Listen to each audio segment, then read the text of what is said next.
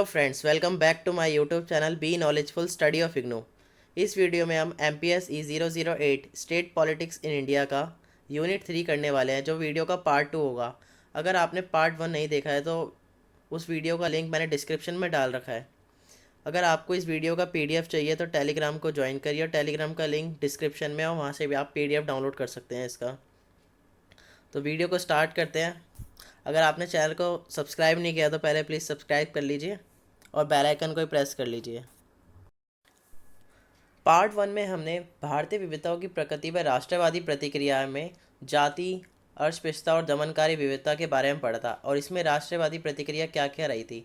इसमें हमने इंट्रोडक्शन में देखा था नेहरू जी के विचार। उसके बाद आगे हमने पढ़ा था कि अंबेडकर के विचार, और जाति, अस्पृश्यता और दमनकारी विविधता में बीकू पारेख जी, और आगे जाके गांधी जी के क्या क्या विचार रहे थे, और अंबेडकर जी के। ये वीडियो का पार्ट 2 है।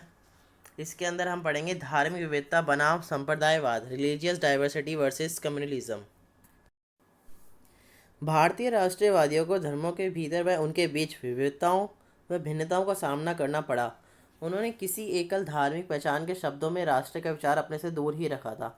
तो जितने भी भारतीय राष्ट्रवादी थे, चाहे वह तिलक जैसे हों या हिंदू पुनर्जागरणवादी रहे हों, नेहरू जैसे उदारवादी, किसी एक धर्म या भाषा पर आधारित किसी बहुमतवादी शासन संबंधी या उससे जुड़े विचारों को पूरी तरह से उन्होंने ठुकरा दिया था। उन्होंने किसी एकल धार्मिक पहचान के शब्दों में राष्ट्र का विचार अपने से दूर ही रखा था। किसी भी एक धार्मिक पहचान को उन्होंने राष्ट्र के विचार से दूर ही रखा। उन्होंने नेशन के थॉट्स में उन्हें मिक्स नहीं किया। हितबद्ध समूह, अंग्रेजों की फूट डालो शासन करो नीति। धार्मिक विविधता अपने आप में कोई समस्या नहीं थी, लेकिन सांप्रदायवाद या एक धार्मिक समुदाय खुद को आधारित करती है। लेकिन रियलिटी में हितबद्ध समूह की राजनीति सत्ता और संरक्षण से संबंध रखती एक संकीर्ण सामुदायिक मानसिकता एक ऐसी समस्या थी जिसे अंग्रेजों की फूट डालो शासन करो नीति द्वारा भड़काया जाता रहा था। तिलक जैसे हिंदू पुनर्जागरणवादियों ने हिंदूवाद के अंदर विविधता को कुछ हद तक हिंदू एकता बाधक के रूप में लिया। सांप्रदायिक पूर्वाग्रहों को हिंदू समुदायों को कमज़ोर करने वाले तत्वों के रूप में देखा गया है। तिलक ने इतिहास काफ़ी हद तक विभिन्न धार्मिक समुदायों के बीच एक संघर्ष के रूप में देखा। उनका मानना था या दावा था कि अतीत में बौद्धों ने हिंदूवाद पर प्रहार किया। भविष्य में हिंदूवाद को चुनौती देते ईसाई धर्म का उन्हें पूर्वाभास था। तिलक का भावी दृष्टिकोण, जिसमें उन्होंने हिंदुओं को एक शक्तिशाली समुदाय के रूप में इकट्ठा देखा, जिसमें हिंदुओं को एक समुदाय के बीच एकजुट करने के लिए गणेश व शिवजी उत्सवों को शुरू किए जाने के प्रयास ने बहुमतवादी परियोजनाओं के लिए धर्म के राजनीतिक प्रयोग का खतरनाक संभावनाएं खोल दी। नेक्स्ट है हमारा धार्मिक विविधता बनाम सांप्रदायवाद पर गांधी जी के विचार। गांधी जी ने एक ऐसी राष्ट्रवादी प्रतिक्रिया को जन्म दिया जो अपेक्षाकृत अधिक अंतर्भूत और अन्य धर्मों के मुकाबले कम आक्रामक थी। गीता के अलावा उन्होंने अन्य स्रोतों के लिए आग्रह किया, जैसे सरमन ऑन द माउंट। ये एक क्रिश्चियन कम्युनिटी से बिलोंग करती है, जो ये बुक है सरमन ऑन द माउंट। अहिंसा संबंधी जैन आदर्श और वैष्णवी भक्ति। गांधी जी ने लगातार स्वराज या राम राज्य जैसे हिंदू आदर्शों या आइडियोलॉजी पर बेस्ड भारतीय राष्ट्र की धारणा करते रहे। हिंदू समुदाय, हिंदू कम्युनिटी संबंधी उनके दृष्टिकोण को विवादित स्थलों पर नए मंदिरों की दरकार नहीं थी। पौराणिक स्थलों के विशिष्ट घटना स्थलों के साथ नहीं उलझना है, ऐसा गांधी जी कहते थे।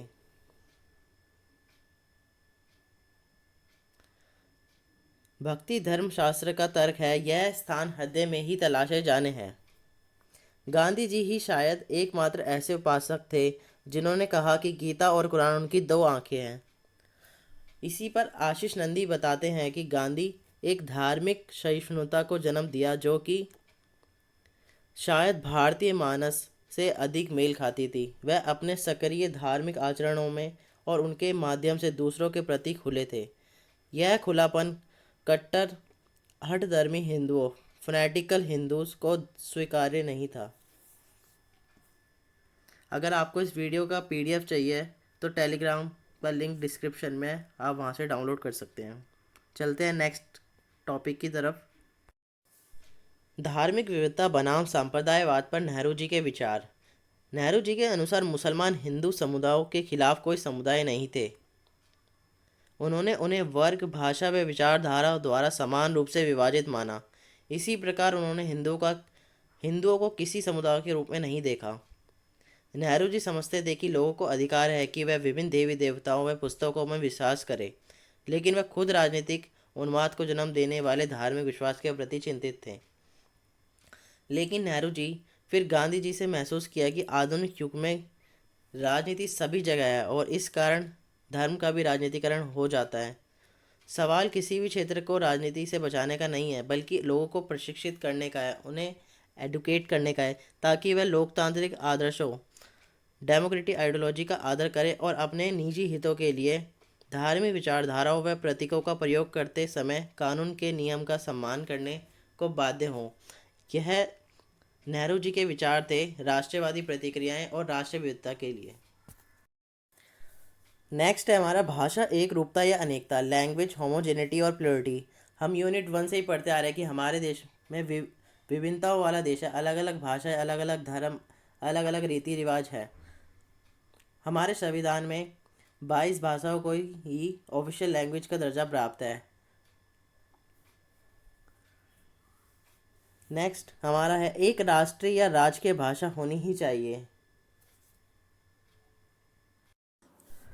विविधता का सवाल भाषा के आधार पर अंग्रेजी भाषा के लिए उठा, जिसमें नेहरू जी ने तर्क दिया था कि यह अंग्रेजी भाषा एक विदेशी भाषा है और अपने राष्ट्र के विशाल जनसाधारण द्वारा नहीं जानी जाती। लेकिन उन्होंने अंग्रेजी हटाने के मुद्दे पर नरम रुख अपनाया था। वहीं आमतौर पर तिलक जैसे राष्ट्रवादियों ने भाषाओं की विविधता को राष्ट्रीय एकता में बाधक माना और एक आम भाषा की आवश्यकता पर बल दिया। उन्होंने सुझाव दिया कि सभी उत्तर भारतीय भाषाओं के लिए देवनागरी लिपि का प्रयोग किया जाए। वहीं दूसरी तरफ गांधी जी भी हिंदी को प्रोत्साहित किए जाने के इच्छुक में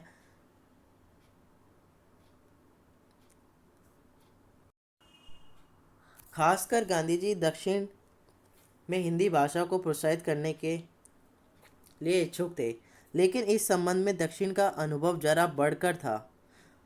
आस्ते ने हिंदी समर्थकों को राजकीय भाषा के रूप में हिंदी अपनाए जाने पर जोर देना था। हिंदी प्रतिवादियों ने एक हिंदी संविधान प्रस्तुत किया, जिसको संस्कृतिकरण की वजह से उत्तर भारत के हिंदी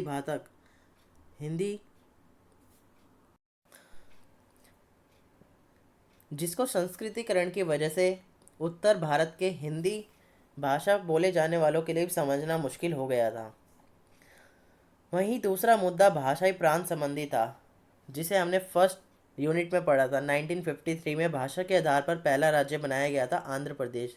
यह इस पॉइंट के बारे में हम उसी यूनिट की बात कर रहे हैं। ये मुद्दा उसी से जुड़ा हुआ था। आई होप कि आपको क्लियर होगा। ये 4th पॉइंट में हिंदी बाधक लिखा हुआ है, इसकी जगह पे भाषा होगा। नेक्स्ट है हमारा जनजातीय विद्रोह, समीकरण और सुरक्षित रखना, tribal revolt, civilise and preserve. जितने भी अब तक जनजातीय समुदाय रहे हैं, इन्होंने हिंसक विद्रोह किए हैं, या तो वो जमीन को लेकर हुए हैं, या फिर वो टैक्स को लेकर, या फिर वर्ण और वाणिज्यकरण को लेकर। इसी तरह इनकी हमें जानकारी पर्यटक पुस्तिकाओं में बची है या फिर औपनिवेशिक कल्पना में बची है। सुमित सरकार जी कहते हैं कि भारत में किस प्रकार जनजातीय समुदायों ने प्राय हमेशा ही और हिंसक विद्रोह किए हैं। जंगल तक सीमित आदिम असभ्य होने की बजाय इस प्रकार की जनजाति केवल औपनिवेशिक कल्पना और पर्यटक पुस्तिकाओं में ही जीवित बची है। जनजातियों भारतीय समाज में निम्नतम सामाजिक स्तर पर कृषि मजदूरों, बाहरिकों इत्यादियों के रूप में एकीकृत है। वनों के वाणिज्यीकरण, भूमि हथियाने व बढ़ते आप्रवासन के चलते अनेक विद्रोह हुए हैं, जैसे संताल विद्रोह 1855 का, मुंडा विद्रोह 1895 से 1900 के बीच में हुआ और 1922 से लेकर 24 में गोदावरी क्षेत्र में अलूरी सीताराम राजू आंदोलन ये सब हुए। आगे स्वपन दास गुप्ता जी बताते हैं कि आदिवासियों ने अनाज व्यापारियों की बजाय कपड़ा व्यापारियों व साहूकारों पर चुन चुनकर हमला किया, क्योंकि आड़े वक्त में वह ही ज़्यादा शोषण किया करते थे। आगे जाके अनुसूचित के हितों के संरक्षण देने व बचाने के लिए अनेक संरक्षणवादी उपाय थे। अनुच्छेद 15 जो प्रजाति जाति आदि के आधार पर भेदभाव पर प्रतिबंध लगाता है, स्पष्ट रूप से अनुसूचित जातियों व अनुसूचित जनजातियों की उन्नति हेतु कुछ प्रावधानों की अनुमति देता है। अनुच्छेद 19 का क्लॉज 5 आवास की स्वतंत्रता प्रदान करता हुआ कुछ प्रतिबंधित क्षेत्रों में अनुसूचित जातियों हितों को बढ़ावा देने के लिए विशेष सीमा बंधनों के प्रावधान की अनुमति देता है। इसी प्रकार एक विशेष अधिकारी राष्ट्रीय आयोग व विशेष सहायता अनुदानों हेतु प्रावधान किए गए हैं। इसको कंक्लूड करें तो भारत में विविधता के इतने सारे स्तरों में कोई एक राष्ट्रवादी प्रतिक्रिया नहीं रही, अलग अलग प्रकार की राष्ट्रीय प्रतिक्रियाएं रही हैं। इसके अलावा यह सब विविधता कोई एक ही समय में राजनीतिक रूप से महत्वपूर्ण नहीं हुई, उन्होंने धीरे धीरे आकार लिया और आगे जाकर प्रत्यक्षतावादी मांगों के आधार के रूप में ले लिया। जाति व जनजाति के सवाल पर राष्ट्रवादियों ने अपना काम मुख्य रूप से पद दलितों को सभ्य बनाने वाला माना। इस प्रकार यह प्रतिक्रिया उन्हें अपनी कार्यावलियों हेतु सशक्त मजबूत बनाने के लिहाज से नैतिक और सामाजिक ही रही, ना कि राजनीतिक बनी। राष्ट्रवादियों को अक्सर अपनी इस समझ के अनुसार ही काम करना पड़ा कि व्यवहार्यता क्या उचित रहेगा। अनुसूचित जातियों और अनुसूचित जनजातियों, अन्य पिछड़े वर्गों व अल्पसंख्यकों के हित संरक्षण के लिए संवैधानिक प्रावधान भी किए गए, जो इन विविधताओं को के प्रति राष्ट्रवादी प्रतिक्रिया के ही परिणाम स्वरूप रखे गए। इसी के साथ वीडियो का एंड करते हैं। Thanks for watching. अगर आपको वीडियो पसंद आई तो वीडियो को लाइक करें। अगर आपको लगता है कि वीडियो आपके लिए यूज़फुल है या कुछ बेनिफिट आपको इससे मिला है, कुछ समझ आया आपको, तो वीडियो को लाइक करें। अगर आपका कोई डाउट है तो कमेंट सेक्शन में पूछें। और आपको इस वीडियो का PDF चाहिए तो टेलीग्राम ज्वाइन करिए। टेलीग्राम का लिंक डिस्क्रिप्शन में है, वहाँ से आप डाउनलोड कर सकते हैं। और अगर आपने चैनल को सब्सक्राइब नहीं किया है तो प्लीज़ चैनल को सब्सक्राइब करिए। ऐसी और यूनिट ईजी लैंग्वेज में आगे आती रहेंगी। मिलते हैं नेक्स्ट वीडियो में। और हाँ, अगर आपको चैनल के बारे में कोई फीडबैक देना है तो आप कमेंट सेक्शन में कर सकते हैं या फिर डिस्क्रिप्शन में से ईमेल पे जाके कर सकते हैं। Thank you. मिलते हैं नेक्स्ट वीडियो।